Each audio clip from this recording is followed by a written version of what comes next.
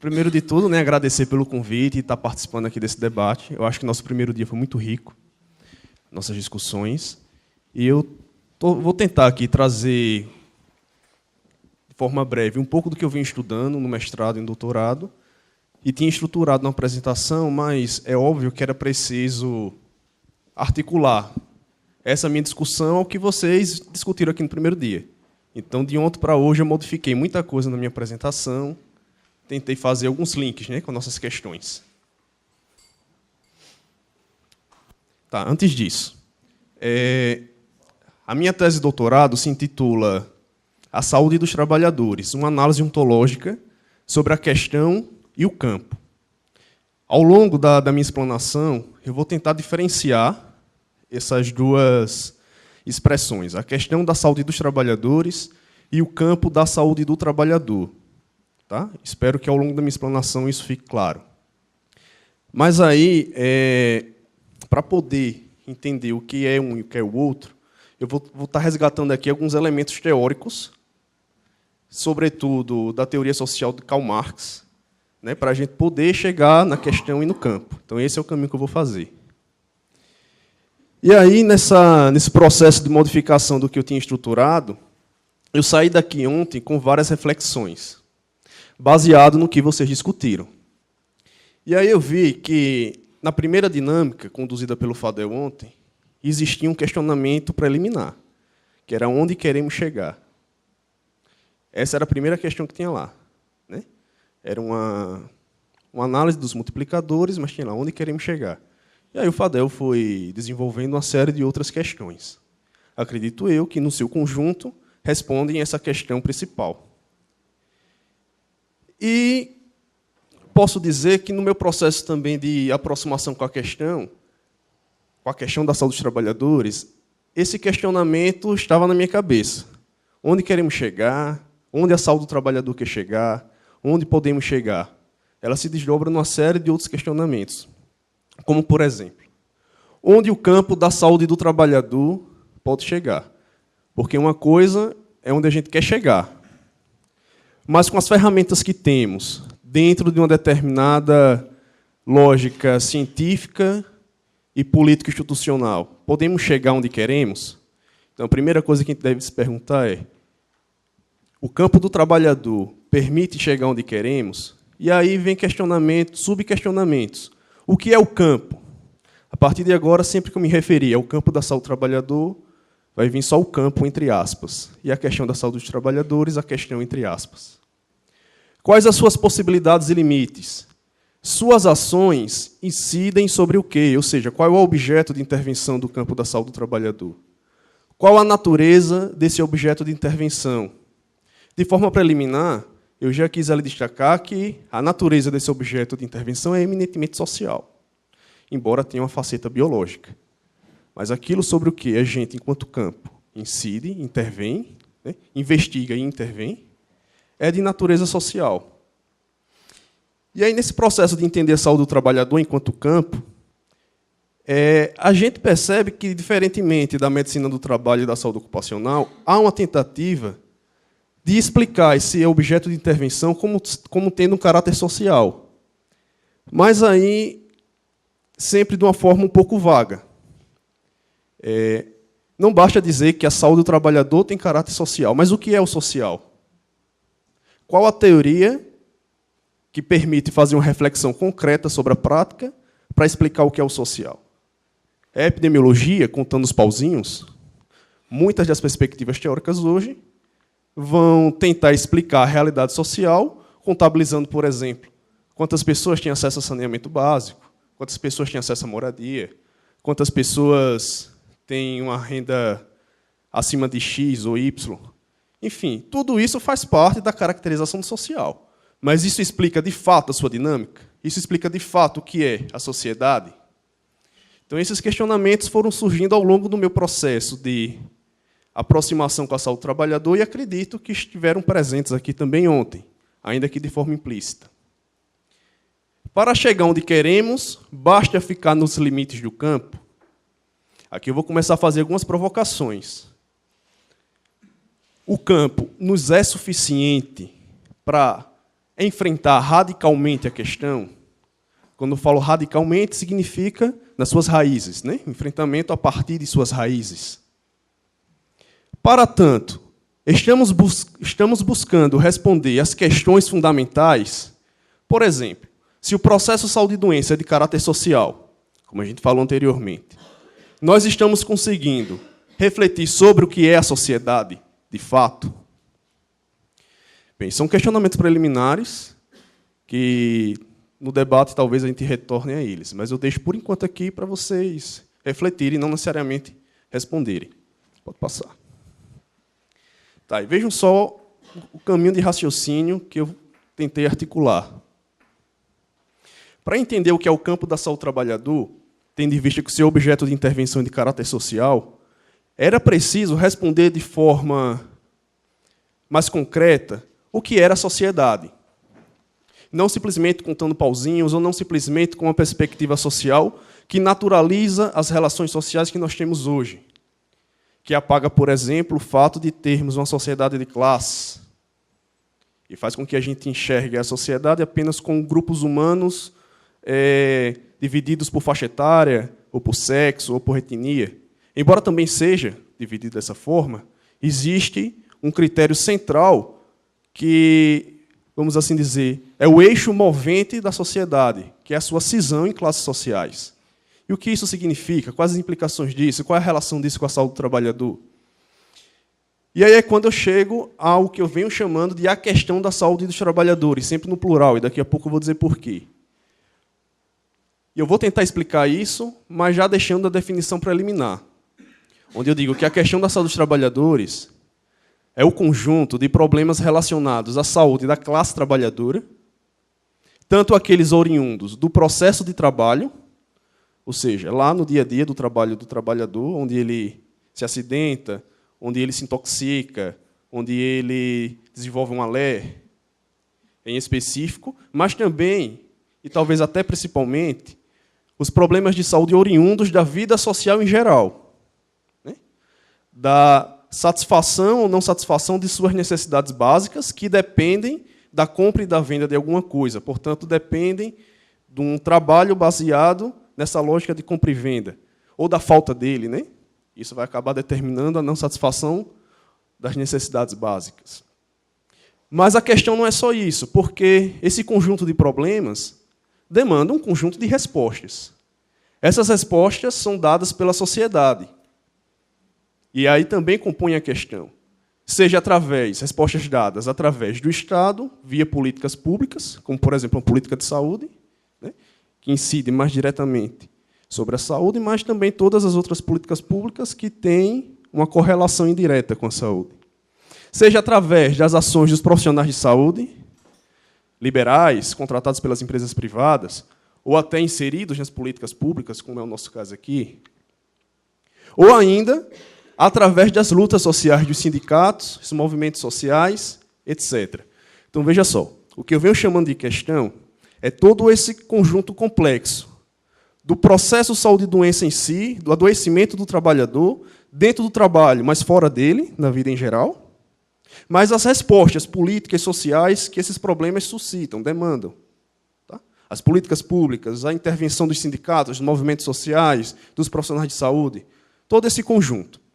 E aí o termo questão indica que tomamos esse processo. Que processo? Esse conjunto de problemas com as respostas que ele demanda. Esse processo como objeto de estudo, questionando o que ele é em si. É o que a gente pode chamar de uma análise ontológica. O que é ontologia?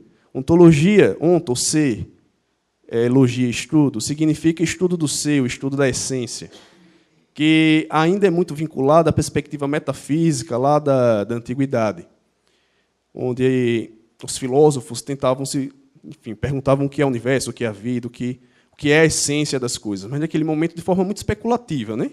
Onde se acreditava que as coisas eram pré-determinadas, de forma mística, mágica, enfim, e o homem não intervia, não participava da constituição do que são as coisas, do ser humano. Eu digo homem no sentido de ser humano. E aí bastava ou restava aos filósofos contemplarem e especularem sobre o que as coisas são. Mas eu tomo ontologia aqui numa perspectiva completamente diferente. É a ontologia do Marx, que foi mais precisamente delimitada e chamada assim por um filósofo húngaro chamado George Lukács. Vocês já ouviram falar. Ele vai dizer que o pensamento do Marx é um pensamento ontológico. Porque a todo momento o Marx está tentando dizer o que é a sociedade capitalista, o que é o capital, o que é o trabalho. Então ele está preocupado com a essência das coisas. Tanto é que uma das suas frases mais famosas é que se a essência e a aparência das coisas coincidissem, toda a ciência seria supérflua. É verdade? Então, a ontologia que a gente trata aqui é uma ontologia que se preocupa com a essência das coisas, mas entende que as coisas do mundo, os objetos, eles são fruto das ações humanas. E não somos apenas contemplativos. Nós fazemos a história, somos atores e autores da história humana. Mas isso se expressa de forma mais imediata, no que a gente pode chamar de aparência, uma esfera mais superficial. Essa, por exemplo, que é passível de contabilização, que é um passo importante, mas por trás dessa aparência existe uma raiz, existe um processo mais profundo, existem fundamentos, algo que funda essa aparência, essa esfera superficial. Essa esfera mais profunda é o que a gente vai chamar de essência. E aí, quando a gente pergunta o que é a questão, o que é o processo de autonomia da classe trabalhadora, nós estamos tomando esse processo como questão, porque questionamos o que ela é em si, na sua essência. Mas aí surge uma série de outros questionamentos. Eu separei aqui, principalmente 3, para a gente tentar deixar muito claro, a partir desses 3 principais questionamentos, o que eu venho chamando da questão. Primeiro é qual é a origem. Se a gente quer saber o que é qualquer objeto de estudo, o primeiro passo é saber de onde ele surge. Então, qual é a origem da questão? Mas também quais são as suas características, ou seja, qual a sua natureza. E também quais as principais respostas que demanda, suas consequências, implicações, desdobramentos.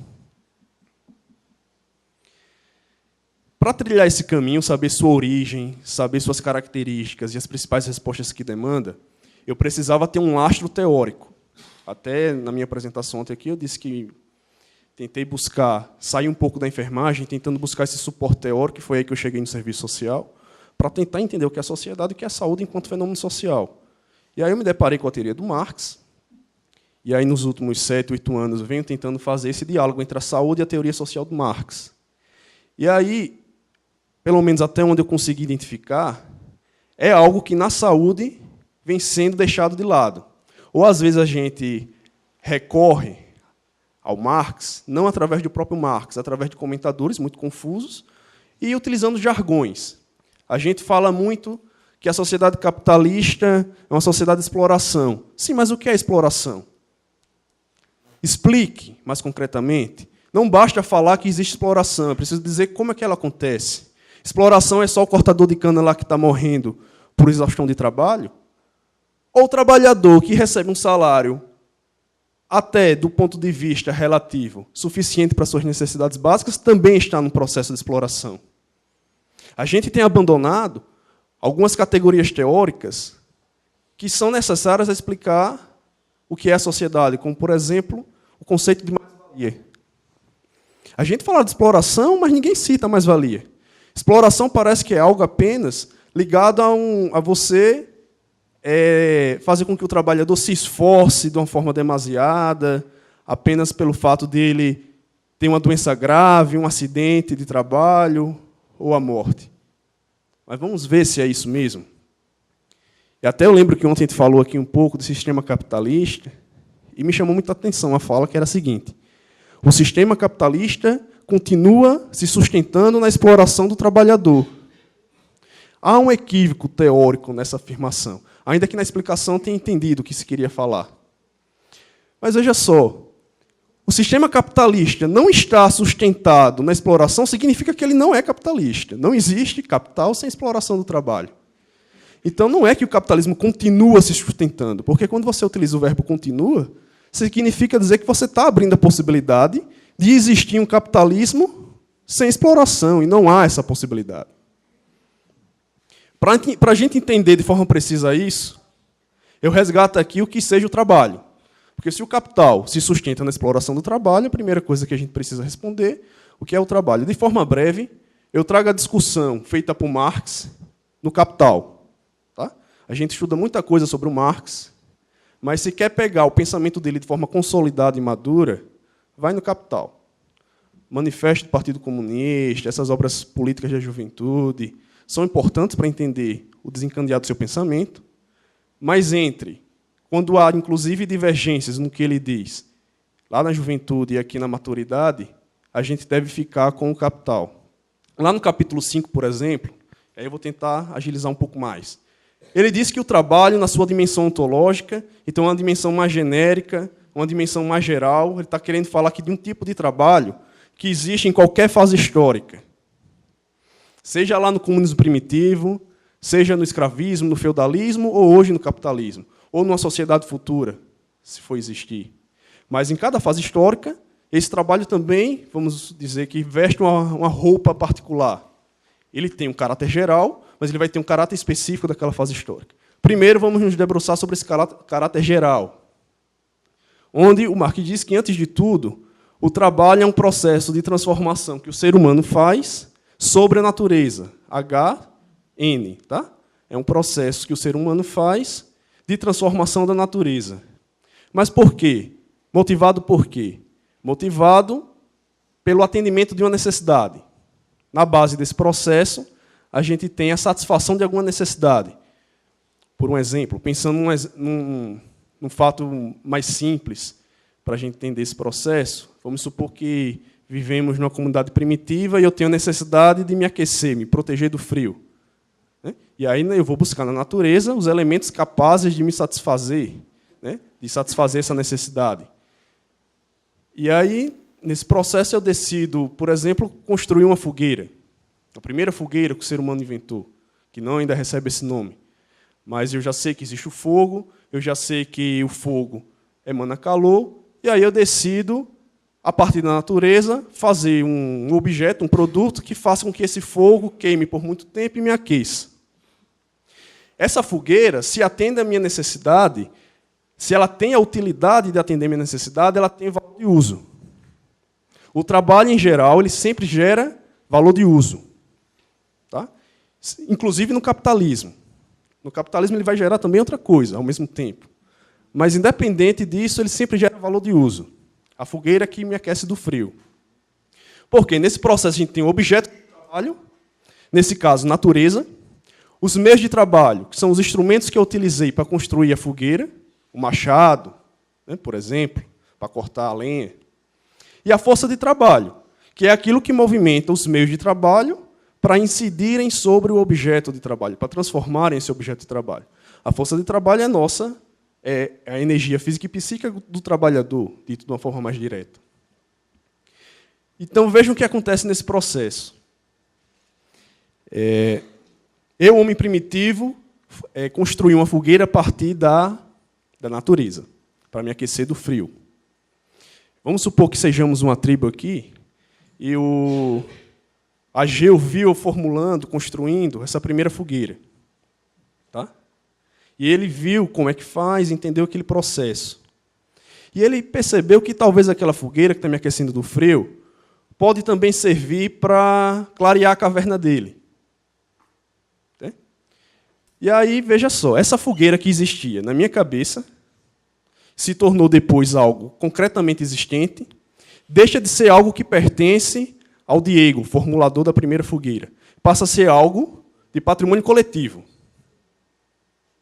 Ao ser de patrimônio coletivo, essa fogueira vai abrir uma série de possibilidades antes inexistentes. Até porque surgem necessidades também antes inexistentes. A possibilidade agora é do Ageu, com o mesmo valor de uso, ou melhor dizendo, com o mesmo produto, fazer com que esse produto tenha outro valor de uso. Clarear a caverna dele. Aí a Gisele, não é isso? Também vê a fogueira e diz, olha, essa fogueira pode servir para uma terceira utilidade. Eu posso pegar o peixe que o Renato, lá à tarde, pescou, e colocar esse peixe na fogueira e assá-lo. Veja, um terceiro valor de uso para o mesmo produto. Isso vai desencadeando uma série de transformações e uma série também de novas necessidades.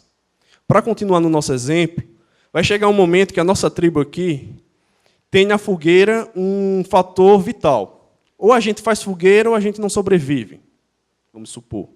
Mas aí eu, Gisele e Ageu somos os únicos que sabem fazer fogueira. Mas a gente não consegue fazer o suficiente para todo mundo. Surgiu aí uma nova necessidade. Qual é? Quem imagina qual seja? Veja só, vocês precisam de fogueira e não sabem fazer. Nós 3 sabemos. E para mais gente fazer fogueira, elas precisam de quê? Precisam que nós 3 façamos o quê? Ensinem. Ensinem. Surge a necessidade, por exemplo, de a gente ter uma atividade de outra natureza agora, que é de ensino. Veja só, a gente tem inicialmente uma atividade que tem em um polo ser humano e no outro polo natureza. Essa atividade se desdobra numa série de possibilidades e necessidades, ao ponto de demandar o surgimento de uma atividade, o ensino, que tem agora nos seus 2 polos seres humanos. Você não vai ter mais agora simplesmente o intercâmbio entre ser humano e natureza não humana. É bom deixar isso claro aqui. O ser humano é natureza, mas a gente está falando de natureza não humana. Você vai ter agora na atividade de ensino o intercâmbio entre seres humanos, ambos com consciência. É diferente da relação entre ser humano e natureza, onde você tem consciência de um lado e não consciência do outro. Você vai fazer a fogueira, a lenha não está pensando como ela vai se comportar. Ela simplesmente tem as suas propriedades e nós vamos fazer uma leitura disso e fazer dela aquilo que o nosso projeto ideal está determinando. Que a gente constrói a fogueira antes, idealmente, para poder construí-la no plano concreto. É diferente da atividade de ensino. As coisas vão se complexificando. Porque agora você tem consciência dos 2 lados. A gente vai ensinar, a gente vai cuidar, a gente vai administrar, a gente vai formular leis, a gente vai criar arte, a gente vai filosofar. Vejam, vão surgindo uma série de atividades humanas, onde, num polo, o polo transformador, você tem consciência, e no outro polo, o polo transformado, você também tem consciência. Isso abre um leque de complexidade tão grande que faz com que a sociedade se afaste, cada vez mais, ainda que não elimine, mas se afaste das suas barreiras naturais. É o que Lukács fala do constante afastamento do ser social das suas barreiras naturais. Ele vai dizer que há um salto ontológico. O que é isso? É um salto de qualidade, onde o homem, o ser humano, deixa de ser meramente ser natural e passa a ser social. E isso não significa dizer que deixamos de ser naturais. É apenas um salto de qualidade. Continuamos a ser seres naturais, mas cada vez mais nos afastamos, controlamos essa base natural, socializando-a. Tranquilo até aqui? Quem já teve a oportunidade de ter essa discussão, já leu Marx, por exemplo, só para ter uma ideia. Isso vai ser um princípio importante para a gente entender o que é saúde. Parece que não tem nada a ver. Eu vou dar aula disso, às vezes, na graduação, e até falava ontem, eu acho que com o próprio Fadel, com o pessoal da organização. E os meninos perguntam, professor, quando é que eu vou aprender a aplicar injeção? Quando é que eu vou ver sangue? Quando é que eu vou ver sangue? Vamos lá. Será que a saúde é só um processo biológico, ainda que também seja? Será que a saúde é só um processo natural? E aí, quando a gente vem para essa discussão, a gente percebe que o ser humano é, por definição, ser social que se afasta continuamente das suas barreiras naturais, embora não possa prescindir delas. A base natural é ineliminável. Não existe sociedade sem natureza, não existe ser social sem ser natural. O mesmo princípio serve para entender o que é a saúde. A saúde é um processo social. Isso não significa dizer que ela deixe de ser um processo biológico. Porque existe outro extremo. O pessoal da saúde coletiva, existe uma vertente na saúde coletiva que acaba indo para o outro extremo. Existe aquele pessoal do modelo biomédico, que entende a saúde apenas como ausência de doença, apenas como um processo biológico. O pessoal vai fazer uma crítica disso e cai no outro extremo, ignorando a faceta biológica da saúde, achando que é um processo só social. Mas, na verdade, é uma articulação ontológica entre a dimensão natural e a dimensão social. Se é um processo social, não nos basta intervir baseados nas ciências naturais, na anatomia, na fisiologia, na patologia, na imunologia, nas técnicas específicas de cada profissional. é preciso ter também um conhecimento social, formas de enfrentamento coletivas. Isso é um princípio importante para a gente falar da questão daqui a pouco. Tá, isso é o que o trabalho é em geral. Lukács vai dizer, o trabalho é a atividade fundante do ser social. Por quê? É através desse intercâmbio com a natureza que a gente vai abrindo a possibilidade de novas atividades que fazem com que o ser natural se complexifique e se torne ser social. Tá? Então, é a partir do trabalho que a gente funda a sociedade, funda o ser social. Mas isso, em cada fase histórica, assume uma particularidade. E a gente precisa refletir um pouco sobre a sociedade que a gente vive, né? A fase histórica que estamos passando, que é o capitalismo, o modo de produção capitalista. Mas o que diabos é isso? O que é capitalismo? É um sistema baseado na exploração, mas o que é exploração? Vou tentar, em linhas bem gerais, explicar um pouco sobre isso. Primeira coisa, veja só. No capitalismo, é mantida a natureza geral do trabalho. Qual é essa natureza geral? O trabalho produtor de valor de uso. Sendo que, de forma subordinada à produção de valor de troca, que demanda das necessidades do mercado. É só no capitalismo onde o valor de troca se sobrepõe ao valor de uso. Não quer dizer que em sociedades anteriores não existisse valor de troca. Mas é no capitalismo onde o valor de troca vai verdadeiramente subordinar o valor de uso e vai ser central para a organização da sociedade. E o que é o valor de troca? O valor de troca é quando a fogueira que eu fiz não vai atender uma necessidade minha, vai atender uma necessidade de outra pessoa. Mas, para atender a necessidade de outra pessoa, esse produto entra no mecanismo onde eu, que produzi a fogueira, preciso de algo que eu não produzi. E aí eu vou trocar, por exemplo, fogueira por alface, sal por batata, linho por algodão, e assim por diante. Então, o valor de troca é a capacidade de um produto atender a necessidade de outra pessoa que não construiu. Isso vai existir desde as formas mais simples, como no escambo, e vai chegar a formas extremamente sofisticadas no capitalismo. Agora, veja como isso implica uma questão curiosa. Se eu tenho valores de usos diferentes, como, por exemplo, linho e sal, eles possuem qualidades diferentes, valores de uso diferentes, atendem a necessidades completamente diferentes. Como é que eu posso trocá-los? Porque trocar significa dizer equipará-los. Né? Encontrar algo que tem em comum em um, algo que tem em comum no outro, e daí eu viabilizar essa troca.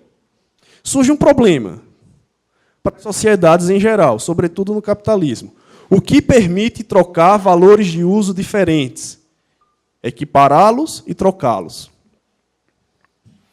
Marx, fazendo a crítica ao Adam Smith e o David Ricardo, no que se convencionou chamar de teoria do valor-trabalho, ou teoria do valor. E aí, quando ele está falando de valor, ele está falando especificamente de valor de troca subordinando ao valor de uso. Tá? É sempre já pressupondo a existência do valor de troca. E aí ele vai chegar à seguinte conclusão. A única forma de eu trocar coisas qualitativamente diferentes é reduzindo esses produtos a algo que eu possa contabilizar, a uma dimensão quantitativa. E aí o que é que existe quantitativamente de equivalente em todos os produtos? No linho e no sal, na alface e na lenha, no carro e na TV, no celular e na cadeira. É o tempo de trabalho que aquele produto demandou. Independente da existência aí do dinheiro, do valor monetário, a gente fala de valor de troca, não necessariamente ainda é o valor monetário. Tá? O Marx vai estar dizendo que a única coisa que permite que eu equipare coisas diferentes é o tempo de trabalho em média, certo? Em média, socialmente necessário para produzir aquilo. Quantas horas, em média, se leva para produzir o tomate e quantas horas, em média, se leva para produzir o algodão? Em média, por quê? Pode ser que o Ageu produza mais rápido que eu o algodão. Mas, no geral, isso se compensa. Existe uma média. Mas veja qual a consequência disso. Os vários trabalhos qualitativamente diferentes são reduzidos a trabalho humano igual, indiferenciado, abstrato. O trabalho do padeiro perde a qualidade de seu trabalho do padeiro. O trabalho do ferreiro perde a qualidade de seu trabalho do ferreiro. O trabalho do agricultor perde a qualidade de seu trabalho do agricultor. E vira uma massa homogênea de trabalho igual, indiferenciado, abstrato. É isso que o Marx chama de trabalho abstrato. Não é abstrato no sentido de algo que não existe, uma abstração, uma elucubração. Não. É abstrato no sentido de ser uma massa homogênea, onde você coloca o fator qualitativo em segundo plano, subordinado a uma esfera quantitativa, onde os vários produtos perdem, não é que perdem, mas têm rebaixado a um segundo plano aquilo que define o seu valor de uso, para sobressair aquilo que define o seu valor de troca, a esfera quantitativa. Esse tempo de trabalho vai no mercado se metamorfosear no que a gente chama de preço, né, do ponto de vista monetário. O preço tende a se aproximar sempre do valor de troca. Em geral, se aproxima. Claro que há fatores complementares, oferta e demanda, né? Todas essas coisas fazem com que os preços oscilem, mas, no geral, isso se compensa. Tá, então, o trabalho abstrato é a forma específica de trabalho no capitalismo. Tranquilo até aqui? Estou viajando muito? Tá. Esse trabalho específico do capitalismo, ele só funciona porque o valor de troca subordina o valor de uso. Mas isso não foi uma mera decisão política, alguém, um chefe de Estado que chegou, não, agora vai ser assim. Isso é uma construção histórica, coletiva. Isso só se dá porque, no nosso caminho enquanto comunidade, um tipo de relação social vai se colocar no centro, como a central, a que organiza todas as outras, que é a relação social mercantil, ou seja, as relações de compra e venda. Chega um determinado momento da história onde a gente só atende às nossas necessidades, tá? Em geral, há pequenas exceções, mas a gente só atende às nossas necessidades se a gente comprar ou vender alguma coisa. Ou a gente compra e vende alguma coisa, ou a gente não se socializa, ou então se socializa de uma forma marginal, fica à margem da sociedade. A compra e a venda passa a ser o eixo movente dessa sociedade específica, o capitalismo. Existia compra e venda anteriormente, mas elas não eram o eixo movente. No capitalismo isso passa a ser. E aí, sendo o eixo movente, o que é que vai acontecer? Você precisa comprar ou vender. Comprar e vender é alguma coisa que foi produzida a partir da transformação da natureza, que pressupõe você ter objeto de trabalho, meio de trabalho e força de trabalho. Mas, nesse caminhar histórico, objetos de trabalho e meios de trabalho, que no seu conjunto a gente vai chamar de meios de produção, tá? Meio de trabalho e objeto de trabalho juntos são os meios de produção. Vão se acumulando, vão ficando sob posse de uma minoria. Essa minoria proprietária, ela vai se colocar de forma privilegiada nesse mecanismo de compra e venda. Ela tem o que comprar e o que vender.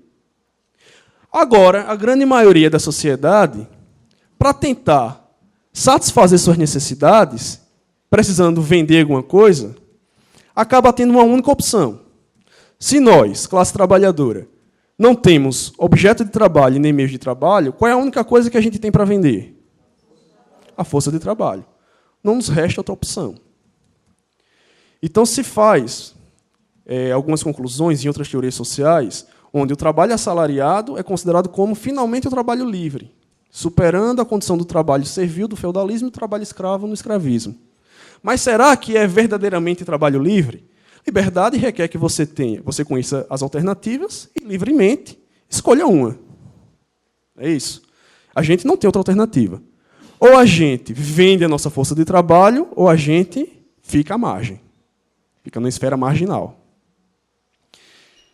E aí, esse trabalho assalariado, que é o quê? O que é o salário? É meramente o valor que é pago pela venda da tua força de trabalho.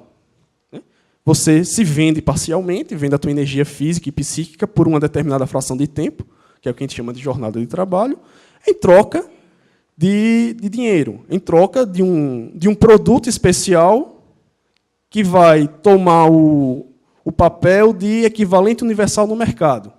Antes a gente trocava diretamente as mercadorias, uma por outra, carne por verdura. Depois vai aparecer um elemento de intermediação, que é o dinheiro. Esse dinheiro é o que nos é passado pela nossa força de trabalho, na forma de salário.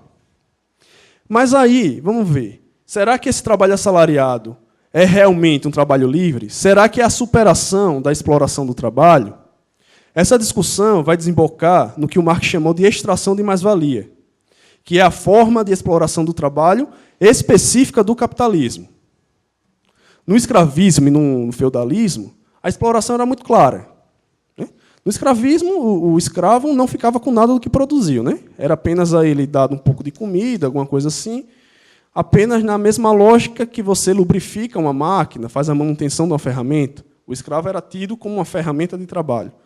Então, era meramente a manutenção de uma ferramenta de trabalho. No feudalismo, você já vai ter um pouco de diferença, no sentido de que o servo fica com a parte do que ele produziu. Ele paga tributos, ele produz num pedaço de terra que lhe foi dado o direito de produzir, mas ele precisa, durante vários dias da semana, plantar na terra do seu senhor. No trabalho assalariado, isso vem muito mais sofisticado. Não é exploração que comparece a nossos olhos de forma imediata. Tanto é que a gente tem uma parcela da classe trabalhadora, que o Lenin chamou de aristocracia operária, que não se vê explorada. O cara vai dizer, como eu sou explorado? Eu ganho muito bem, eu viajo com a minha família, eu tenho roupas boas, um carro bom, uma casa muito boa. No final do ano, a empresa ainda paga um cruzeiro para mim nas férias. Eu vivo muito bem, eu não sou explorado.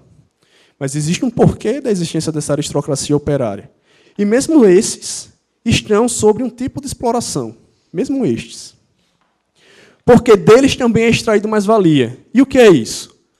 Primeiro tópico, a força de trabalho é transformada em mercadoria. Tanto é que vocês me responderam aqui que não existe outra alternativa para a gente no capitalismo, que não possui meios de produção, a não ser a venda da nossa força de trabalho. Então, isso significa dizer que a força de trabalho foi transformada em mercadoria. Mas aí, como toda mercadoria, essa força de trabalho precisa ter um valor de troca, que sobrepõe-se sobre o seu valor de uso. E qual é o valor de uso da força de trabalho? O valor de uso da força de trabalho é produzir valor. Só a força de trabalho produz valor. Veja que mercadoria especial, diferenciada.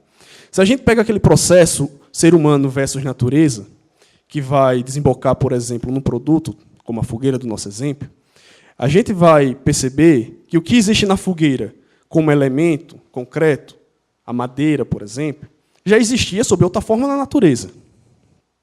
O objeto de trabalho e o meio de trabalho, que é fruto de um trabalho anterior, por exemplo, o machado.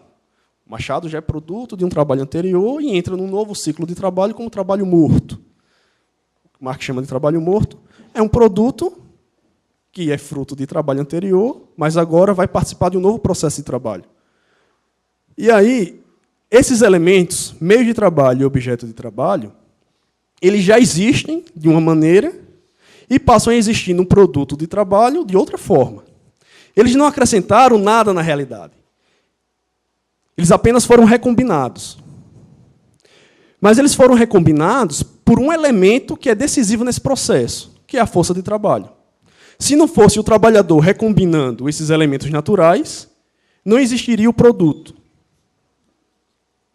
É a força de trabalho que faz com que algo novo, com uma nova função, com um novo valor de uso, com uma nova utilidade, exista na realidade. É a força de trabalho o elemento decisivo nesse processo. É só a força de trabalho que produz valor. Os meios de produção apenas transferem o valor que eles já possuem para o produto final. Então, veja só, nesse processo, o decisivo é a força de trabalho. Só ela produz valor. Ainda que na sociedade capitalista, legitimado pelo direito, inclusive, pelas convenções sociais, é dito que, por direito, o que foi produzido é do dono dos meios de produção. Quem produz o valor, que é o detentor da força de trabalho, não fica com o valor que foi produzido. Isso está lá, é lei. O dono da terra que deve ficar com o que foi produzido. Ao trabalhador que produziu, é destinado apenas uma pequena parcela. Os meios de produção apenas transferem valor ao produto final. Isso porque o valor de uso da força de trabalho é exatamente produzir valor. Mas e o seu valor de troca? Qual é? Como é que o capitalista, os capitalistas em geral, como é que a nossa sociedade convenciona um valor específico para o salário, né? Que é o valor de troca da força de trabalho? Aí veja só, qual é a ideia-chave para isso? Claro que tem outros fatores intervenientes, Mas, em geral, o fator decisivo é considerar que a força de trabalho, uma vez que ela é a vitalidade física e psíquica do trabalhador, gasta numa fração de tempo, ou seja, uma jornada de trabalho, o seu valor de troca corresponde, então, ao conjunto dos outros valores de troca das mercadorias que permitem a perpetuação da vida do trabalhador naquele período. Deixa eu tentar traduzir isso. Se a força de trabalho é mercadoria e a gente precisa atribuir um valor de troca e um preço a ela, a gente precisa pensar o que é que ela é. Ela é a nossa vida, a nossa energia vital, a nossa energia física e psíquica. E quanto é que isso vale? Isso é equivalente ao conjunto daquelas coisas que permitem que a gente viva, que a gente tenha energia física e psíquica. O quanto a gente come, o quanto a gente veste, o quanto a gente se abriga, o quanto é necessário para atender nossas necessidades, pelo menos aquelas necessidades básicas que permitam que a gente gaste energia física e psíquica numa jornada de trabalho. Esse, então, é o valor de troca, tá, da força de trabalho. O capitalista paga ao trabalhador aquilo que é equivalente a reproduzir a sua energia física e psíquica numa jornada de trabalho. Pode passar. Mas aí tem um fator único no consumo da força de trabalho. Ela tem um valor de troca, mas, ao ser consumida, o seu valor de uso é gerar valor que não existia antes. É a única mercadoria que, ao ser consumida, resulta numa coisa nova, que não existia antes. A utilidade dela é justamente produzir mais valor. Então, veja o que é que o Marx está tentando desmistificar. Você paga ao trabalhador um salário que pode até ser suficiente para suas necessidades básicas, mas essa mercadoria, força de trabalho, ao final do processo, gerou um valor muito maior, porque, ao ser utilizada, ela vai recombinando natureza e acrescentando algo na realidade que não existia antes. Ela vai proporcionando, tá, a produção de valores inexistentes antes. Ela produz mais valor, mas esse mais valor que ela produz não fica com o seu detentor, o trabalhador. Esse mais valor fica com o dono do meio de produção. É isso que o Marx está chamando de extração de mais-valia. Esse valor a mais, que não fica com o trabalhador, é usurpado pelo capitalista. É a mais-valia. Então, ainda que a gente não se perceba como explorado, o nosso salário só existe, seja ele relativamente alto ou baixo, porque a gente conseguiu produzir uma quantidade de valor muito maior. E essa quantidade de valor muito maior que a gente produziu não fica com o produtor, fica com aquele que se apropria dessa produção. Geralmente, quando eu tenho mais tempo, eu trago mais alguns elementos, mas vou tentar resumir aqui, que é uma pergunta básica que eu sempre faço. Como é que a gente enrica? Como é que fica rico? O senso comum, muitas vezes, vai dizer que você fica rico trabalhando duro. Né? Trabalhe duro que você vai chegar lá. Se esforce, levante cedo, trabalhe, que você vai enricar.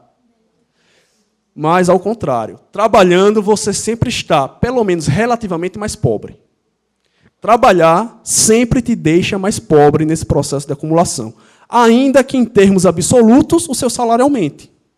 Mas veja só, o salário aumentar significa simplesmente que a tua parcela que você tem uma parcela do todo, e o teu salário, essa parcela aumentou porque o todo aumentou muito mais. Do ponto de vista relativo, o que fica contigo é sempre uma proporção menor. É sempre uma parcela menor. Então, trabalhar mais significa sempre se pauperizar, seja do ponto de vista absoluto, quando o salário mal dá para atender suas necessidades, seja do ponto de vista relativo, que é quando você consegue satisfazer as necessidades, mas essa parcela sempre é menor em relação ao todo. Então, como é que se enrica? Se enrica explorando o trabalho alheio. Não há outra forma de enricar no capitalismo a não ser explorando, extraindo mais-valia. Ou você extrai mais-valia, ou você não acumula riqueza. Pode passar, Paulo. Veja só. Esse processo de extração de mais-valia, ele resulta, de uma forma assim mais sumária, para a gente conseguir avançar, em dois momentos de um mesmo processo, que é o momento da acumulação de riqueza e o momento da pauperização. Por quê? A extração da mais-valia, através da venda da força de trabalho, é o eixo movente da sociedade. Então, as relações sociais mercantis passam a ser centrais nesse modo de produção. E aí, não simplesmente porque o capitalista seja mau caráter, embora a maioria das vezes seja. Mas não é simplesmente uma questão de caráter. É uma questão que o sistema vai se autonomizando, vai se tornando uma coisa natural às nossas relações, e o capitalista que está inserido, assim como o trabalhador, numa sociedade onde a compra e a venda são centrais, ele precisa se comportar como capitalista. Ele precisa extrair mais-valia. E mais, não é só extrair mais-valia, ele precisa extrair mais-valia do que o seu concorrente no mesmo setor. Ele concorre com outros capitalistas. E se ele acumula valor que é usurpado do trabalhador, amanhã ele deixa de ser capitalista e vira trabalhador, vira proletário. Então, ao virar um mecanismo automático, o sistema faz com que o capitalista, enquanto capitalista, precise explorar o trabalhador. Precisa extrair mais-valia. E precise vencer os outros capitalistas. Acumular corresponde à necessidade peremptória ao capitalista. É preciso aumentar a quantidade e as formas de extração de mais-valia, assim como vencer a concorrência contra os outros capitais privados. Sem ser simplista, mas tentando traçar um mecanismozinho aí, um esquemazinho. Aumentando a extração de mais-valia, a gente tem intensificação da exploração. Agora a gente vai começar a fazer os links com a saúde. Intensificar a exploração, extrair mais-valia, se dá como? Se dá, por exemplo, aumentando a jornada de trabalho. Jornada de trabalho é dividida em dois momentos. Tempo de trabalho necessário ao valor de troca, as necessidades do trabalhador, que é onde ele produzia o seu salário. E tempo de trabalho excedente, que é todo o tempo de trabalho, que é a maior parte, onde o trabalhador produz valor que não fica com ele. O aumento da jornada de trabalho faz com que o trabalhador aumente esse momento do trabalho excedente e produza mais-valia. Isso é uma das formas de intensificar a exploração, mas não é a única. Por exemplo, numa mesma jornada de trabalho, você pode fazer com que aquilo fique muito mais intenso, num ritmo muito maior. E você pode produzir isso. Você aumenta a produtividade. Você vai produzir a mesma coisa que você produzia em 12 horas, você vai produzir agora em 6. Por isso, que ainda que seja uma luta justa e necessária, quando a gente, cada um na sua categoria profissional, vai reivindicar uma jornada de trabalho semanal, né, de 30 horas, por exemplo. A enfermagem está nessa agora, de reivindicar uma jornada de trabalho de 30 horas semanal. Uma luta justa e necessária, compreendo e estou lá lutando junto. Mas isso não significa alterar 1 centímetro, um milésimo que seja, da exploração que a gente sofre. Não reduz a exploração, pode até aumentar. Porque você vai ser obrigado a produzir o mesmo que você produzia antes em menos tempo. Intensificando a exploração, você provavelmente vai ter mais adoecimento, mais acidentes de trabalho, mais problemas de saúde. Se a gente pega a história do nosso campo, a saúde do trabalhador, a gente vai ver lá desde os italianos, com o movimento operário italiano. Os caras vão estar identificando que fenômeno? Que os italianos morriam e adoeciam devido à exploração que sofriam no seu trabalho. E não simplesmente a exploração como a gente entende no senso comum, como algo vago. A exploração no sentido de ser o modo próprio, a essência, o modo de ser do próprio capitalismo, através da extração de mais-valia. O campo da saúde do trabalhador consegue chegar a essa conclusão. Fazer a relação entre adoecimento e modo de produção capitalista. E aí, ao fazer esse diagnóstico, eles começam a questionar modelos que existiam anteriormente, como a saúde ocupacional e a medicina do trabalho, onde não se questionava a estrutura e a dinâmica da produção, onde apenas se tentava harmonizar riscos ocupacionais com limites de tolerância, com as consequências. No máximo, a saúde ocupacional consegue chegar nisso. Identificar quais são os riscos ocupacionais, controlá-los, minimizá-los, etc., para amenizar as suas consequências. Chega-se a limites de tolerância. Mas não questiona a causa das causas. Os riscos ocupacionais são um nível de causa. Mas o que é que os gera? O que é que está por trás deles? A saúde do trabalhador dá um passo importante nesse sentido. Aumento da extração de mais-valia significa também, por um lado, a acumulação de riqueza da classe burguesa, que é essa classe proprietária dos meios de produção, e, consequentemente, a pauperização, mesmo que seja do ponto de vista relativo, de quem produziu essa riqueza. Só existe riqueza porque existe pobreza, né?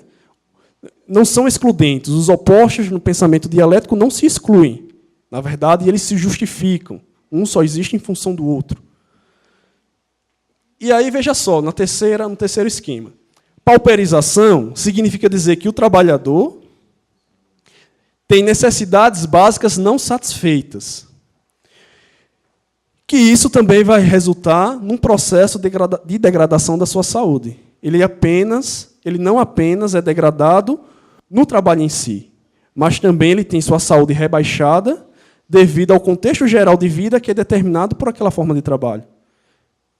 Ele não tem um salário que é suficiente para ele se alimentar bem, para ele morar bem, para ele ter acesso a saneamento básico, a segurança, etc.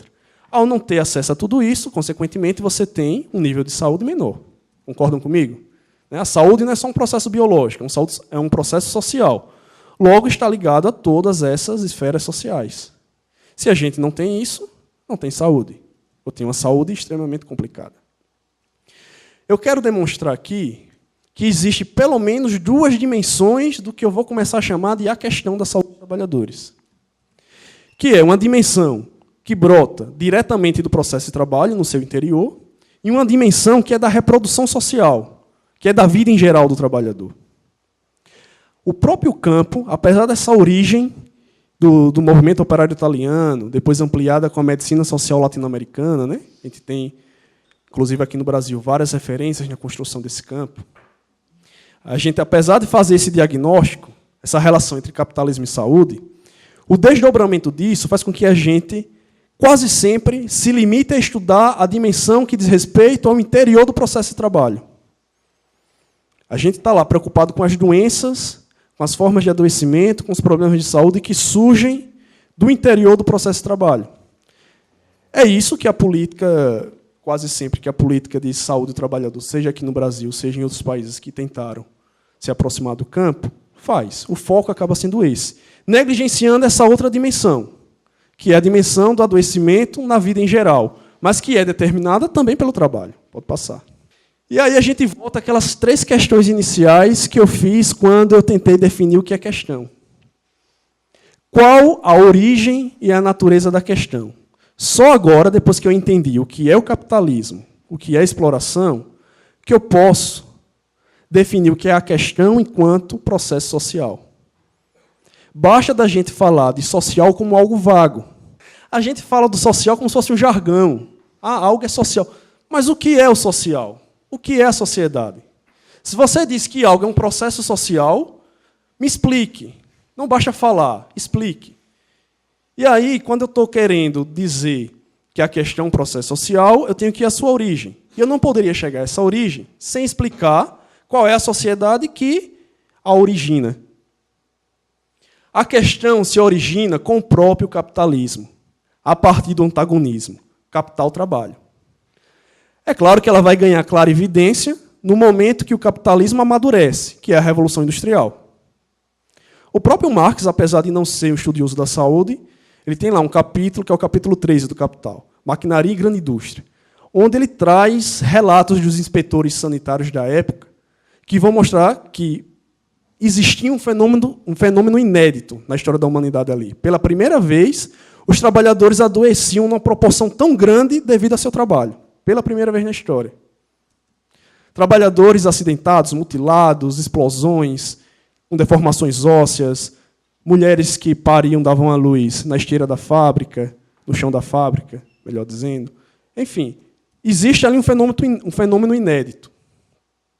Inédito, não no sentido de que antes do capitalismo não existia adoecimento relacionado ao trabalho. É óbvio que existia. A gente pega lá o Ramazzini, ele já vai falar disso em momentos muito anteriores ao capitalismo. Mas, pela primeira vez, o adoecimento está diretamente ligado à extração de mais-valia. Isso É algo que é específico do capitalismo. E toda vez que eu me reporto à questão, eu estou me referindo a esse adoecimento que é fruto do processo de extração de mais-valia. Portanto, é algo exclusivo do capitalismo. A gente está falando aqui de um processo que é exclusivo dessa sociedade. A questão da saúde dos trabalhadores é uma questão do capitalismo. E quais são as suas características, ou seja, sua natureza específica? De forma preliminar, a gente pode dizer que essa natureza é a expressão da natureza contraditória do próprio capitalismo. Se o capitalismo é contraditório, e aí abrindo parênteses, vamos pensar em algumas formas dessa contradição. A básica é essa contradição, onde quem produz não fica com o que foi produzido. Mas a gente pode pensar em várias outras contradições. Percebamos, por exemplo, como pela primeira vez na história, a gente tem o potencial, e não só o potencial, a gente consegue, por exemplo, produzir alimento para matar a fome de todo mundo. Há estudos, precisam ser atualizados, mas, se eu não estou enganado, do início dos anos 2000, que dizia que a gente consegue produzir alimento para matar a fome de todo mundo 6 vezes por dia. Mas a gente tem 6 milhões de pessoas passando fome. Percebe a contradição? Vamos pensar na nossa área específica, na saúde. A gente consegue desenvolver metodologias, diagnósticos, tratamentos, formas de lidar com a saúde cada vez mais sofisticadas, com resultados extremamente positivos. Porém, cada vez mais a gente tem problemas de saúde mais graves. A gente desenvolve as formas de intervenção, mas o problema só cresce. Parece que a conta não fecha. Se a gente tem formas de intervenção, em tese, mais eficazes, o problema deveria, pelo menos, diminuir. Mas por que é que não diminui? É aí que a gente tem que começar a pensar. Estamos intervindo radicalmente? Estamos chegando à raiz da questão, das questões? Ou estamos nos detendo aos seus efeitos, à sua superfície, à esfera das aparências? O capital, mas veja aqui uma contradição importante para entender o que é a questão. O capital necessita que os trabalhadores sejam explorados, isto é, tenham sua saúde degradada. Se não existe exploração, não há produção de capital. Tá? Mas, ao mesmo tempo, essa degradação necessária à existência do capital ameaça ele próprio, pois ele não existe sem trabalho. Não existe capital sem trabalho. Veja a contradição. O capital não existe sem trabalho, mas, ao mesmo tempo, para existir, ele precisa degradar aquilo do que depende da sua existência. Tudo isso se expressa de forma particular na questão. O capital, ao explorar, inevitavelmente, ele faz o trabalhador adoecer. É a formulazinha, exploração igual adoecimento. Não tem para onde sair. Não tem como fugir disso. Então, de uma forma particular, em outros termos, a gente pode dizer o seguinte: o capital, para ser produzido, precisa do adoecimento do trabalhador. Mas, ao fazer isso, ele ameaça a sua própria existência. Portanto, degradar a saúde é, ao mesmo tempo, requisito para a existência do capital e uma ameaça à sua própria existência. Esse é o pensamento dialético, o pensamento através das contradições. É isso que a todo momento Marx está fazendo. Pode passar. Além de contraditória, a questão é complexa, multifacetada, no seu grau próprio de totalidade. É aquilo que eu já falei. Ela tem uma degradação no interior do processo de trabalho, mas uma degradação na vida em geral, devido à pauperização, mesmo aquela relativa, mas acrescentando mais um elemento ali. Esse conjunto de problemas demanda um conjunto de respostas. Aí é quando vai começar a aparecer os campos científicos de intervenção sobre a questão, as políticas públicas de intervenção sobre a questão, a atuação dos sindicatos, dos movimentos sociais intervindo sobre a questão. Aí é onde a gente vai, por exemplo, se inserir nas respostas demandadas pela questão. Mas veja um corte analítico importante aqui. Até agora a gente falou da existência da questão sem necessariamente existir um campo, sem necessariamente existir respostas. O que é um campo? Um campo é um espaço delimitado, né, que na nossa sociedade é sobretudo entendido como um espaço científico, mas também um espaço político-institucional. Né? Mas ele é bem delimitado, um campo. E a gente está falando aqui da existência de um fenômeno independente de existir em campos, seja o da saúde do trabalhador, seja qualquer outro. É o que a gente pode chamar de um processo objetivamente existente. O que é isso? É um processo que existe e só existe devido à interação entre os sujeitos, devido às relações sociais. Mas ele está lá existindo independente do fato desses sujeitos terem a consciência da sua existência. O fenômeno existe independente de que a gente saiba que ele existe, de forma mais simples. A questão está lá. A gente, é claro, se aproxima com graus maiores ou menores de consciência sobre isso. Mas, independente da gente ter a consciência sobre tal, o fenômeno existe. Esse é o princípio básico do raciocínio materialista, histórico, dialético. É o mundo material que funda as ideias, em oposição ao idealismo hegeliano, onde o esquema era de cabeça para baixo. São as ideias que fundam o mundo. O Hegel dizia que toda a realidade só existe porque as ideias existem. O Feuerbach, dialogando na época, dois filósofos alemães, dizia ao contrário, não, só as coisas, as ideias só existem porque existe o mundo material. O Marx vai fazer uma síntese crítica dos dois. Porque, de fato, para o Marx, esse computador existe independente de eu saber da sua existência. Mas, diferentemente do Feuerbach, o Marx admite que esse computador é fruto das nossas relações, é fruto da ação humana, coisa que o Feuerbach negava. Ele dizia, o mundo material funda as ideias, e essas ideias são inertes frente a esse mundo material, não transformam esse mundo material. O Marx vai dizer, o mundo material funda as ideias, mas essas ideias retornam sobre o mundo material, transformando. Esse é o raciocínio para a gente entender a questão. A questão é fruto das nossas relações sociais, independentemente do grau de consciência que a gente tenha sobre a sua existência. É claro que no processo histórico a gente vai se aproximando da questão e vai pelo menos tendo a consciência sobre alguns dos seus elementos. E vai criando formas de intervir sobre ela. É daí que surge o campo da saúde do trabalhador, que daqui a pouco a gente vai ver, e vocês vão até perceber que um sempre chama no plural, a questão da saúde dos trabalhadores, e o outro, o campo da saúde do trabalhador. Existe um porquê para isso.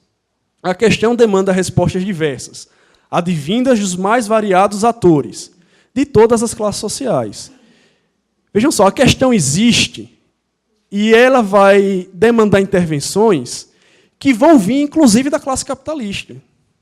Não à toa vão surgir os campos da medicina do trabalho e da saúde ocupacional. O que são esses dois campos? São campos que surgem das necessidades do próprio capitalista. Lembra daquela historinha do industrial têxtil inglês que percebeu que a produtividade caía porque os trabalhadores adoeciam? Surge o primeiro serviço de medicina do trabalho. Com qual função? Reerguer a produtividade. Por quê? O trabalhador precisa ter minimamente saúde para ser explorado.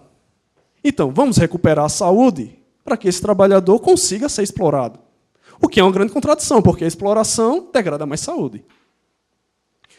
A medicina do trabalho e a saúde ocupacional, que vai avançar um pouquinho mais, né, pela história do ambiente, a introdução de outras disciplinas científicas, que não apenas a medicina, mas ambos vão trabalhar nesse limite. São respostas que a sociedade dá à questão, mas que surgem das demandas da classe capitalista. Pode passar, como tem aqui no primeiro tópico. Mas também vão surgir respostas da classe trabalhadora. Ia chegar um momento que a classe trabalhadora ia descruzar os braços. Né?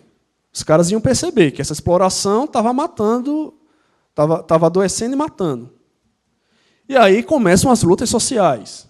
Entre essas lutas sociais, vamos pensar as lutas pela saúde.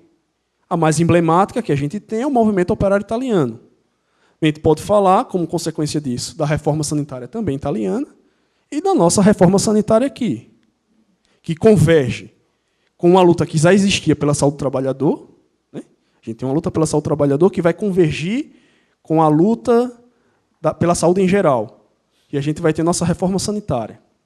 São lutas sociais pela saúde, onde a classe trabalhadora está descruzando os braços, se levantando, para tentar enfrentar a questão da saúde dos trabalhadores e outras questões correlatas. Nesse processo de lutas, percebam como a origem é diferente. Nesse processo de lutas, surge um campo científico e político-institucional que é diferente daqueles outros dois, a medicina do trabalho e a saúde ocupacional. Porque esse terceiro campo está diretamente ligado às lutas dos trabalhadores. Os outros dois não. Os outros dois estavam ligados às demandas da própria classe capitalista. Então, a gente vai ter resultados um pouco mais interessantes, que, sem dúvida nenhuma, são contribuições que o campo dá no enfrentamento da questão. Mas, a partir de agora, já sabendo mais ou menos de onde surge o campo, a gente precisa começar a pensar também nos seus limites. Será que o campo é suficiente?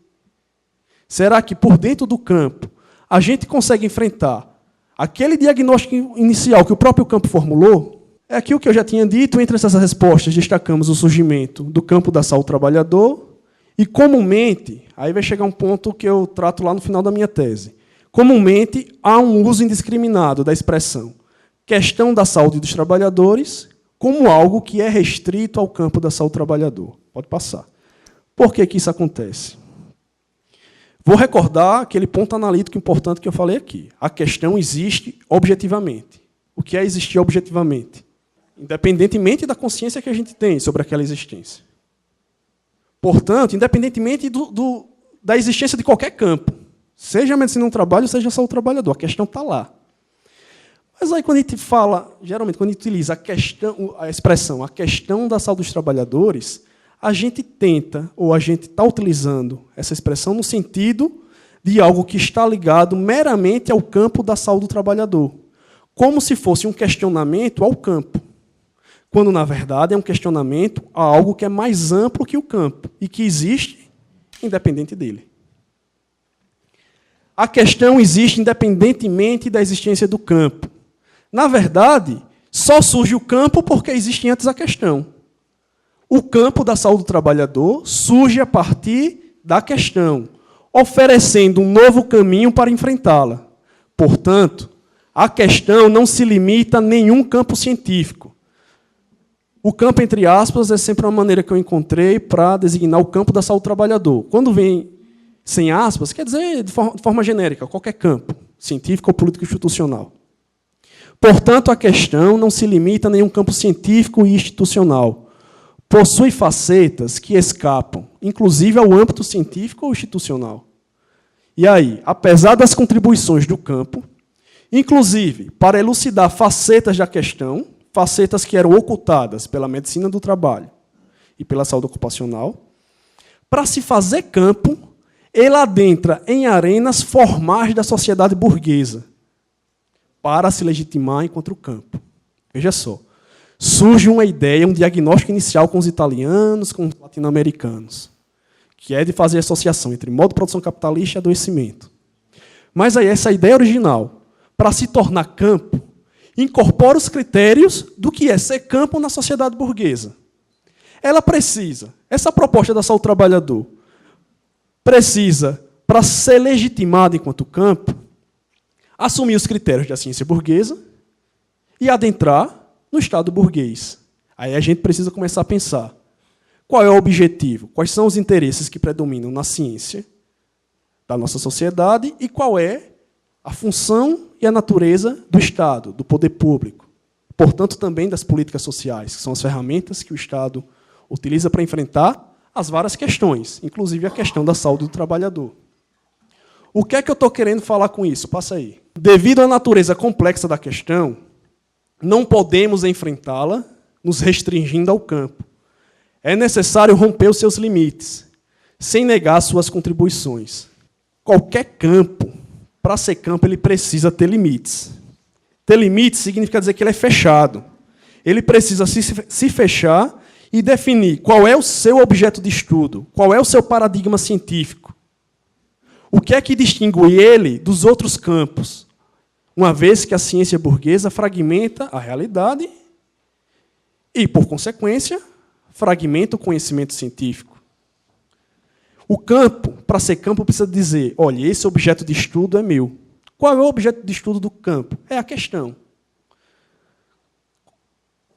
Veja só, percebem já a diferença entre questão e campo? O campo é uma forma de intervenção científica, institucional. Sobre o quê? Sobre a questão. Portanto, a questão é o objeto de intervenção do campo. Aquele objeto que tem natureza social, eminentemente social, embora também natural. O campo precisou dizer o seguinte: olha, a questão é minha. É o meu objeto de investigação e de intervenção. Ao fazer isso, ele está fadado a um fracasso. Deixa eu amenizar. Existe avanço. O campo consegue enfrentar alguns elementos da questão. Mas ele está fadado a não conseguir enfrentá-la na sua totalidade e na sua raiz. Parece que a questão é algo que pertence ao campo. Parece até que é o campo que inventou a questão. O campo surge e formula a questão. É o contrário. A questão está lá, está dada na realidade. E porque ela está dada na realidade, surge o campo. Mas aí, em geral, a ciência burguesa funciona dessa forma. Ela inverte o processo materialista histórico-dialético. Ela toma os objetos de estudo, traz o objeto de estudo para dentro do seu quadradinho e diz: aquele objeto de estudo é meu. E eu estudo aquele. Você que é de outro campo, estuda aquele outro objeto. Mas a questão é muito facetada. Tem N dimensões que a gente, com o instrumental da área da saúde, não consegue chegar. Os outros campos, que não estão estudando a questão, têm outros instrumentais que podem ajudar a elucidar outros elementos da questão. Mas a forma como a ciência burguesa, a forma como as suas instituições, políticas ou não, mas sobretudo a quem está falando do ponto de vista político, funcionam, não permite a plenitude da articulação desses vários instrumentais, porque eles estão isolados em limites, em nichos, em campos particulares.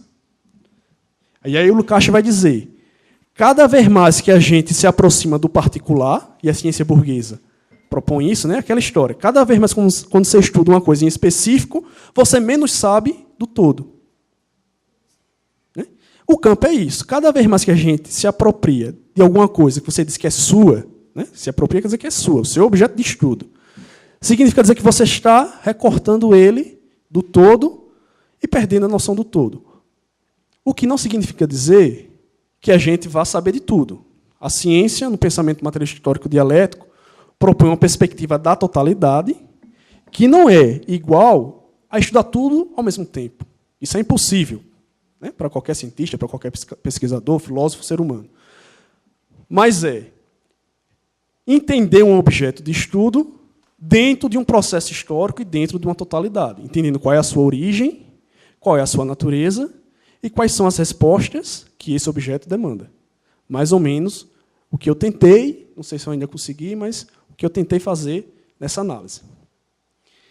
E aí, veja só, interação entre os vários campos científicos e institucionais. Porém, sobretudo, é preciso fortalecer, e aí é o caminho que eu quero apontar, é preciso fortalecer o protagonismo do sujeito coletivo capaz de enfrentar a questão desde suas raízes.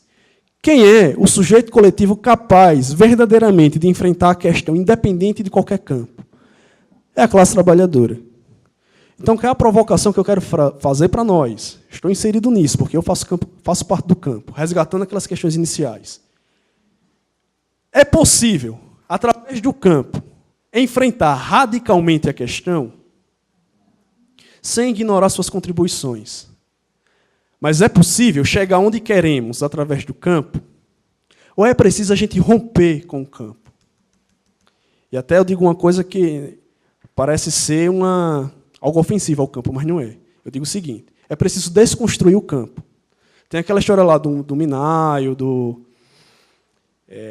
da Ana Maria Testa Tambellini, tem vários artigos onde diz a construção do campo, né? O processo de construção do campo. Precisamos construir o campo. Eu digo o contrário. Precisamos desconstruir o campo. Desconstruir o campo não significa dizer ignorá-lo ou deixar de ocupá-lo, deixar de avançar por dentro dele. Quando eu falo desconstruir o campo, significa dizer sair desses limites, sair dessa casinha, sair desse quadradinho, romper com seus limites e ser alçado do campo à questão, na sua plenitude. Mas isso não pode ser feito sem esse sujeito protagonista, a classe trabalhadora. Então não sou eu, profissional de saúde, eu, cientista acadêmico na saúde, eu, gestor na saúde, que vou enfrentar a questão na sua plenitude. Eu, no máximo, vou ficar nos seus efeitos superficiais. Não é o campo que vai conseguir isso. A gente só vai conseguir isso quando a gente reconstruir um processo de luta por fora do campo. Contra, inclusive, a lógica que o fundou, que ele precisou incorporar para se legitimar enquanto campo. Lembram? Existe um diagnóstico inicial que o movimento operário italiano faz, baseado, inclusive, no Marx. Mas esse diagnóstico inicial, para se fazer campo, adentra as arenas burguesas. Faz parte do jogo. O campo integra o sociometabolismo do capitalismo. Ele faz parte do jogo. A gente enfrentar a questão nas suas raízes significa, inclusive, prescindir do campo. Se o campo fosse capaz de enfrentar a questão nas suas raízes, qual seria o seu sucesso? Deixar de existir. Esse seria o horizonte. Por quê? Veja só, ele é uma demanda da questão. Não é o campo que inventou a questão, é a questão que demandou o surgimento do campo. Uma vez que não existe extração de mais-valia, uma vez que não existe a questão, para que campo? Claro, vão existir outros problemas sociais, vão continuar existindo problemas de saúde. Numa sociedade pós-capitalista vai existir tudo isso. Mas que vão demandar outras formas de intervenção, porque esses problemas não vão estar ligados mais à exploração do trabalho, vão estar ligados a outras coisas. Mas ninguém, numa suposta sociedade comunista, estaria vivendo a exploração do trabalho de ninguém. Tem um professor meu até que brincava que a gente trabalha 8, 10 ou 12 horas por dia, quando a gente poderia estar trabalhando 17 minutos. Como ele chegou nesse número 17, não me pergunte, que eu não sei. Mas é uma forma dele tentar dizer o seguinte: a gente só trabalha tanto porque a gente precisa trabalhar para atender às necessidades de uma minoria. E não são necessidades básicas, são necessidades de acumulação. Aquela lista que saiu recentemente agora de 8 homens, não são nem mulheres, né, que já revelam a faceta patriarcalista da nossa sociedade. São 8 homens que possuem riqueza equivalente à metade da sociedade. Isso não pode estar certo. Eu não consigo deitar, encostar a cabeça no travesseiro e aceitar que essa sociedade está correta. E aí a gente precisa se matar de trabalhar, literalmente se matar, né? E essas mortes nem são investigadas, como vocês mostraram aqui ontem. A gente se mata ao trabalhar para garantir a acumulação de riqueza desses 8 homens, para pensar no grande capital, né? Mas entre eles e a gente, a classe trabalhadora, há outros níveis de capitalista. Então, pessoal, é preciso se mexer e sair do campo. Tem problemas micro do nosso cotidiano? Tem problema do gestor lá do meu município, tem problemas na política brasileira como um todo. A gente não pode abandonar o enfrentamento desses problemas de dimensão micro. Não estou propondo aqui abandonar o campo, pelo contrário. Se a gente olha para o campo e olha para a medicina do trabalho, para a saúde ocupacional, é inquestionável a contribuição que o campo traz. Mas eu acho que está na hora da gente avançar. Quando eu digo a gente, é classe trabalhadora. Ou a gente enfrenta radicalmente o capital, ou, como o Mesaros disse, só tem 2 possibilidades: barbárie ou construção de outra sociedade. Então, ou a gente constrói outra sociedade, ou é barbárie total, autodestruição. A gente está chegando nesse limite, a meu ver. Pode passar. E aí, tentando fazer reflexões a partir do que a gente discutiu ontem. Eu fiquei ouvindo as questões que o Fadel fez, as respostas que vocês deram, e, como eu disse, parece muito com todo o processo de reflexão que eu fui fazendo até chegar na questão. Pelo menos se aproximar dela, né? Tem muita coisa ainda a ser elucidada. Mas aí, por exemplo, o compromisso e comprometimento com o campo é suficiente? A gente falou aqui disso ontem. Vocês até diferenciaram o que era compromisso e o que era comprometimento. E aí falamos aqui de comprometimento com o campo. Mas eu pergunto a vocês, não precisam responder agora. O comprometimento com o campo, vocês já sabem o que é o campo e já sabem qual é a questão. apenas o comprometimento com o campo é suficiente? E até já surgiram aqui esboços de respostas muito interessantes. Alguém falou que é preciso ter um compromisso com a classe trabalhadora. Durante a oficina, falamos muito da gestão no âmbito institucional. No caso do campo, ela está atrelada à esfera pública e estatal. Diferentemente da saúde ocupacional, né, o campo propõe sair de dentro dos muros da fábrica para se fazer política institucional e depois voltar para dentro delas, enfim, para fazer inspeção, para regular, vigiar e tentar intervir de alguma forma aquele processo de trabalho. Mas o campo, para ter sua proposta concretizada, ele precisou se fazer política social pública. Né? Embora a gente tenha aqui passado um vazio político de 88, que é quando tem a nossa Constituição e surge oficialmente o SUS, a gente só vai ter uma política específica de saúde do trabalhador em 2011, né, a primeira, com uma proposta extremamente contrária ao que o campo propunha. É aquela Política Nacional de Saúde, de Segurança e Saúde do Trabalhador. E até para mostrar a incongruência dela com a proposta do campo, já no ano seguinte, 2012, a gente formula a Política Nacional de Saúde do Trabalhador e da Trabalhadora, tentando resgatar alguns elementos do campo. A gente não tinha nenhuma, passa a ter duas que são de, vamos dizer assim, campos diferentes. Uma mais afinada à saúde ocupacional e a outra mais afinada à saúde do trabalhador. E aí, né, Fadel, quem tem duas que se exclui não tem nenhuma. E aí a gente falou de problemas da gestão nesse âmbito. Tendo em vista isso, nós temos nos perguntado, como a gente se perguntou aqui ontem, sobre o perfil do nosso gestor, do governo, sobre as dificuldades cotidianas que a gente enfrenta, de dimensão micro. Mas isso basta? Qual o processo macro que determina tais aspectos? Quais as causas das causas? Por exemplo, qual a fase política em que vivemos? Será que meramente mudando o perfil do nosso gestor, lá em Arapiraca, eu vou conseguir intervir ou transformar pelo menos uma fase da história do capitalismo, que é a fase que a gente vive atual, que muitos chamam de neoliberalismo, né? Mas também falam de neoliberalismo de forma muito clichê, como um jargão, falam, mas não explicam.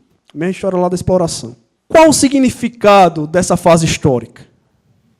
Será que é simplesmente reverter o neoliberalismo e voltar para um suposto welfare state vivido lá na Europa Ocidental, que nunca existiu aqui no Brasil, embora a Constituição de 88 seja inspirada no Estado do Bem-Estar Social?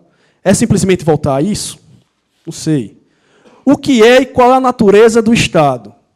Será que é um problema só de governo, de fora Temer? Embora eu ache que ele tenha que sair também, mas não só ele. Ou se é um problema da própria natureza do Estado? Será que o Estado burguês é capaz de resolver os problemas burgueses dessa sociedade burguesa? Quais as limitações de tal natureza do Estado, para o nosso cotidiano? É justo e necessário que a gente brigue por políticas sociais públicas. Inclusive, no nosso caso, uma política de saúde do trabalhador. Não de saúde ocupacional, uma política de saúde do trabalhador. Estou junto nessa luta. E por estar nessa luta, que eu comecei a pensar quais são os limites de dizer que eu quero chegar apenas nisso. Aí eu volto, onde queremos chegar? É só para fortalecer uma política social pública? Fortalecer o SUS? É isso também. Será que é suficiente? Pode passar. A crítica que temos feito é suficiente? Costumo dizer que existem críticas e críticas. Mas crítica, de fato, é aquela que vai às raízes do objeto criticado. Para ir às raízes do objeto criticado, você tem que utilizar parâmetros de crítica que são diferentes dos parâmetros que justificam o que está sendo criticado. É uma coisa meio louca, mas deixa eu tentar ser mais claro. A gente faz a crítica dos problemas burgueses com a ciência burguesa, utilizando o instrumental da ciência burguesa. Os próprios parâmetros científicos que geram aquele problema são os que a gente utiliza para criticá-lo. A gente fica num ciclo, né, vicioso. A gente precisa romper, inclusive, com a ciência burguesa. A gente precisa utilizar outros critérios.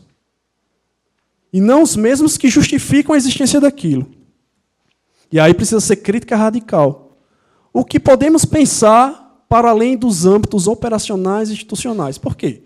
A gente faz a crítica no sentido de entender quais os problemas do Sereste no meu município, quais os problemas da política de saúde do trabalhador no Brasil. Ótimo, tudo isso é necessário. Mas essa crítica operacional, essa crítica de viabilidade, é suficiente? Ou a gente precisa avançar para uma crítica sobre as bases desses problemas, as causas das causas? Quais os limites, por exemplo, dos dados dos indicadores? Por que eu coloquei isso aqui? Eu tentei fazer uma correlação das várias perguntas de ontem. Porque, nesse tipo de crítica, embora importante, mas mais superficial que a gente vem utilizando, a gente vem se sustentando, sobretudo, em dados e indicadores, em contar os pauzinhos. Está contando quantos trabalhadores recebem X, quantos recebem Y, quantos morrem de pneumoconiose, quantos morrem de benzenismo, quantos morrem daquilo outro, quantos morrem num canavial. Isso é um ponto de partida? É importante. Mas qual é o limite disso? Quais os limites dos dados e indicadores? Eles explicam o que está por trás do adoecimento da classe trabalhadora? Não sei, vocês vão me dizer depois. Qual o caráter, e aí já vai para um segundo conjunto de perguntas. Qual o caráter de nossas parcerias? A gente falou ontem aqui de fazer parcerias com outros departamentos, setores da prefeitura, do Estado, etc. A gente falou de vigilância sanitária, a gente falou dos próprios sindicatos, do Ministério Público, Ministério do Trabalho e Emprego. A gente precisa desses parceiros para concretizar a proposta do campo. Concordo, de fato, precisamos. Mas qual é o caráter, qual é a perspectiva desses nossos parceiros? Por exemplo, o Ministério do Trabalho realmente está interessado em fazer saúde do trabalhador? Estou nem falando aqui da questão, estou falando do campo. Vamos ficar só nesse corte. O Ministério do Trabalho realmente incorporou a lógica de saúde do trabalhador ou ele ainda está lá na saúde ocupacional? A saúde do trabalhador prevaleceu sobre a saúde ocupacional, de fato? Os sindicatos, outro parceiro que a gente falou aqui, né? Importantíssimo. Os sindicatos, mas da forma que estão estruturados hoje, atualmente, ainda que dispensáveis. Eu acredito nisso, tanto é que eu estou lá fazendo um curso intersindical com os trabalhadores. Não há como fugir disso. Mas, da forma como estão estruturados hoje, conseguem alcançar a questão? Estão preocupados? Possuem consciência de classe trabalhadora ou possuem uma consciência male corporativista? A luta do agricultor, a luta do metalúrgico, a luta do comerciário, do bancário. Ao fragmentar, a gente apaga a luta da classe trabalhadora, né? É a luta de categorias profissionais. E até eu acho que todo mundo deve saber disso aqui, mas eu sempre gosto de falar que é uma coisa que me incomoda muito, quando a gente fala a classe dos médicos, a classe dos professores, a classe dos metalúrgicos. Isso é um grande equívoco de interpretação, né? Classes são classes sociais, é classe trabalhadora e classe burguesa. A gente está falando aí de categorias profissionais, a categoria dos professores, a categoria dos metalúrgicos, etc. Ao utilizar o termo classe para denominar categorias profissionais, existe uma justificativa ideológica aí por trás, que é o seguinte: fragmentar a coisa para que se apague a consciência coletiva de classe trabalhadora e predomine o interesse corporativista. Então, a minha classe é a classe dos enfermeiros. Não é a classe trabalhadora, é a classe dos enfermeiros. Isso dificulta a articulação entre os interesses particulares, que devem, sim, serem pauta da nossa luta. Não estou dizendo para a gente abandonar nossas lutas específicas enquanto categoria profissional, mas esse tipo de pensamento dificulta a articulação do particular com o universal. Pode passar. Precisamos realmente de um processo de convencimento, ou deixa eu até corrigir, apenas de um processo de convencimento, seja pessoal, ou seja institucionalizado, até fortalecido do ponto de vista legal, ou precisamos de um processo de construção, reconstrução de consciência de classe? A Renasc, de fato, cumpre o ideal do campo, não estou nem dizendo enfrentar a questão na sua plenitude, mas até na proposta do campo, a Renasc cumpre o ideal, o que foi idealizado pelos italianos lá atrás, ou pelos latino-americanos, pela Asa Cristina Laurel lá no México, por um tal de Vasconcelos aqui no Brasil. A Renasce cumpre esse ideal? É uma rede que enreda? É uma rede que possui a posição que deveria possuir no interior do SUS? Pensem comigo, o processo de reforma sanitária ele tem uma bandeira muito clara, de inspiração marxista, de dizer o seguinte: o processo de saúde e doença é determinado, sobretudo, pelo trabalho. O trabalho é central para entender a saúde, e logo, também é central para enfrentar os problemas de saúde. Um campo que se propõe especificamente a estudar a relação saúde e trabalho deveria ser central no interior de um sistema que se funda nessa ideia, que carregava essa bandeira. O campo da saúde do trabalhador deveria ser central no interior do SUS. Ele é? Qual a posição que ele ocupa? A Renasce está verdadeiramente articulada com a rede em geral? Ou existe essa rede em geral? Existe uma marginalização da saúde do trabalhador, marginalização no sentido de estar na periferia do sistema? E qual a responsabilidade do Sereste nisso? Quando a gente diz que a instituição responsável, a principal, não a única, é claro, mas a principal responsável pela saúde do trabalhador no SUS é um centro de referência, ao fazer isso, a gente está confinando cada vez mais o conhecimento de saúde do trabalhador nesses centros de referência, ou a gente está transversalizando a saúde do trabalhador? Qual o nível de articulação dos Serestes com a atenção básica? A saúde do trabalhador, veja só, aquela questão que era central na construção do SUS, na reforma sanitária, tanto do ponto de vista teórico como do ponto de vista de intervenção, ela deveria ser central e transversal, não só central, transversal no sistema. Ela é transversal. E qual a responsabilidade do Sereste para isolar e marginalizar a saúde do trabalhador? Quem deve fazer saúde do trabalhador? São os especialistas em saúde do trabalhador? Nós que fizemos especialização, mestrado, doutorado? Ou deveria ser um conhecimento básico para a saúde, uma vez que é o determinante central? A gente estuda isso na graduação, na saúde, de uma forma condizente a essa centralidade, a essa importância. Até onde eu sei, para a gente exercer a enfermagem do trabalho, por exemplo, vou falar da minha profissão, eu preciso ter um diploma de especialista em enfermagem do trabalho. Na graduação, não vi isso. E aí, por último, transformar fraquezas em forças e ameaças em oportunidades. Pode ser feito apenas jogando as regras do jogo estabelecido, procurando forças que estão ali, seja no ambiente externo, seja no ambiente interno, mas que compõem o sociometabolismo do capital, que gerou a questão, e a gente vai continuar criticando e enfrentando a questão com as armas que o capitalismo nos dá? Ou para a gente transformar fraquezas em forças e ameaças em oportunidades, a gente precisa sair dos limites do campo? Ficando restrito ao campo, essa transformação é possível? Algumas referências. E eu deixei essas reflexões para a gente debater. Obrigado.